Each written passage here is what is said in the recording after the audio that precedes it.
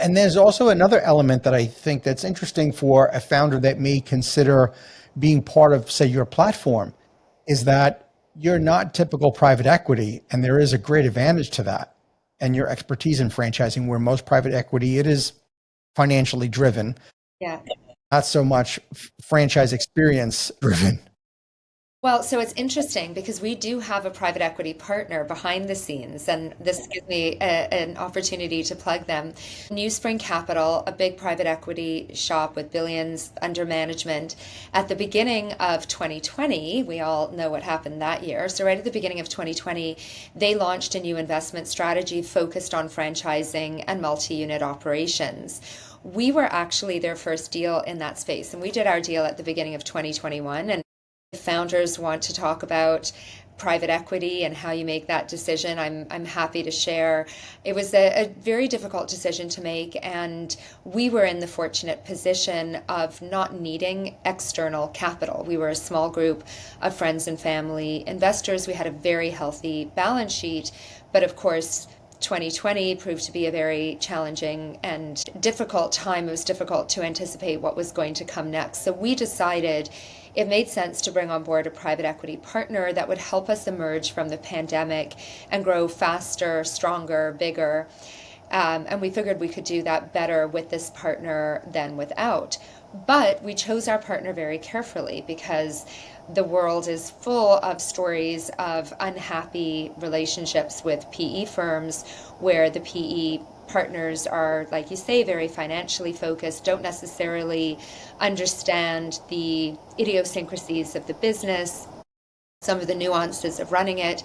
So we were very fortunate with the NewSpring franchise partners that their strategy is to pair their investor or investee companies with two individuals, one of whom is more of that finance background person, and the other who has an operational background.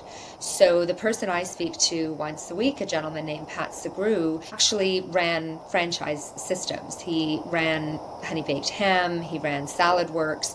So when I'm talking to him, I'm not just talking to a PE partner who's interested in our financial metrics and KPIs. I'm talking to somebody who knows what it's like to run a franchise business. And even more importantly for me, they are very respectful of our team, of our corporate team, as well as of our franchisees. So they're there to support. They're not there to interfere with the strategy. And so when we were first talking to them and I was outlining my vision of where we were going to head emerging from the pandemic, how we were going to come out with much better systems and resources in place for our franchisees' benefit, I also outlined this vision of becoming a platform brand. And we were fortunate that because of all the steps we took and the smart things we did coming out of the pandemic, our company continued to grow and our franchisees continued to grow. And we found ourselves in the happy position of having unused capital on our balance sheet.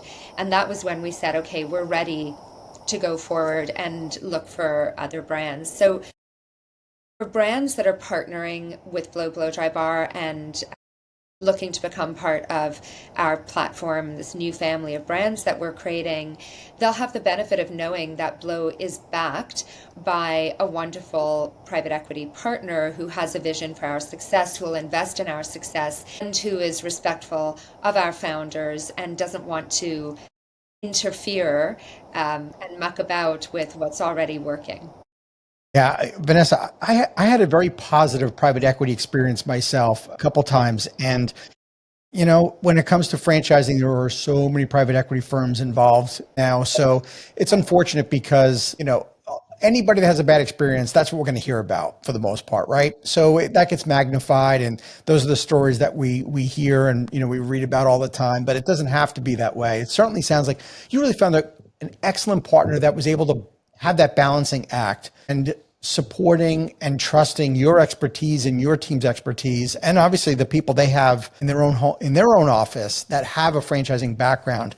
It's going to be really interesting to see over this next decade, I think, though, and this influx of private equity and what the long-term impact is going to be, especially on emerging franchisors that don't have a private equity partner because you're kind of either with them or you're against them, right? You either have a private equity partner or you're a bootstrap founder and you're competing with a competitor who is a private equity backed company.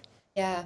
What do you Yeah, think? that's a good point. I mean, look, we were self-funding for so long. I mean, we'd had the successful sale of the children's concept, and so we had capital to invest from that.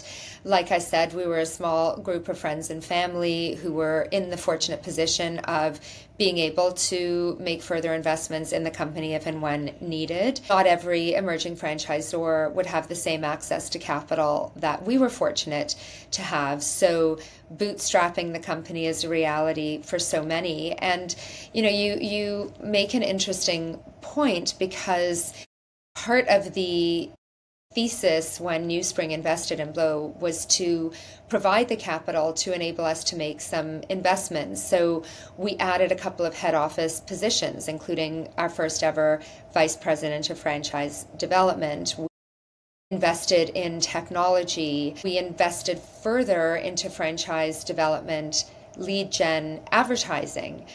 So you're right, for franchisors that are happily going it alone, that is a legitimate path to success. It doesn't mean that just because your competitor has big backing of a PE firm behind them, that they're necessarily going to preclude you from being successful. There's room in the market for many competitors in every segment. I really do believe that. It's a big world out there. So I think that as founders are thinking about how they want to expand, you've got to pick your partners carefully. You have to ensure that your vision is aligned with theirs. You have to be clear on your own personal goals about whether you're still there for the ride or whether you're looking for a near-term exit. For the companies that we have been speaking to about joining our platform, they have a different opportunity to consider, which is that by partnering with Blow, they're able to quickly acquire all the necessary expertise and systems to help them grow. That's a whole other consideration, because you could just take capital without that expertise or without that resource. So there's so many different ways to grow a company, but those are some of the things that if I were in the shoes of an emerging franchisor, I'd be considering. What am I looking for? What do I need to help grow? What's my near-term, long-term vision? And are my options aligning with that and supporting that? Great points, because you really only get one shot at it too. Yeah, probably. I mean, things change, people exit, people divest, things evolve, but it is a big decision to make. For us, it was a very tough decision, again, because we did have options. We weren't desperate. So it was a tough decision, but it's turned out to have been a good one. Yeah, it becomes more of it's more than just a financial decision. It's an emotional decision as a founder. Yeah.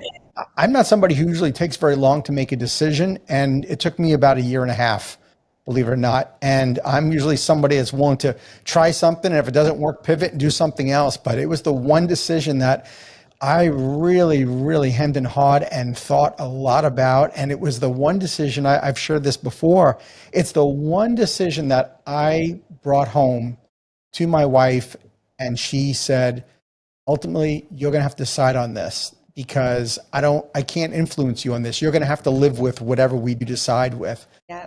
Yeah. And my wife's always been a great supporter and always shared her opinion when I'd come home, and I'd share with her what's going well or not going well. And she was always great to lean on and always give me great feedback. But that was the one topic as a founder she wouldn't touch that with a 10-foot pole.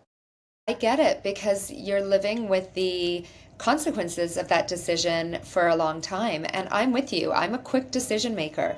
I don't think I've ever had such a difficult decision to make as being in that situation. My husband's my business partner. He was more clear cut about it. He could argue both sides of the options, but he wasn't as emotionally invested because he's not running the company day to day. So like your wife, he sort of said to me at the end of the day, I'm good either way. You've got to decide. It was a tough decision to make. Thank you for tuning into the Emerging Franchise Brands podcast. For additional insights, guest applications, and to stay connected, visit us at efbpodcast.com. The Emerging Franchise Brands podcast is for entertainment purposes only, and the views expressed do not necessarily represent those of Emerging Franchise Brands, its host Frank Fiume, or Emerging Franchise Group LLC. Any discussed franchise or investment opportunity requires thorough investigation, obtaining proper disclosure documents, and expert consultation before making any investment decisions. The podcast and its host do not offer professional advice or endorsements, and they hold no responsibility for actions, representations, accuracy, or consequential damages related to the podcast content.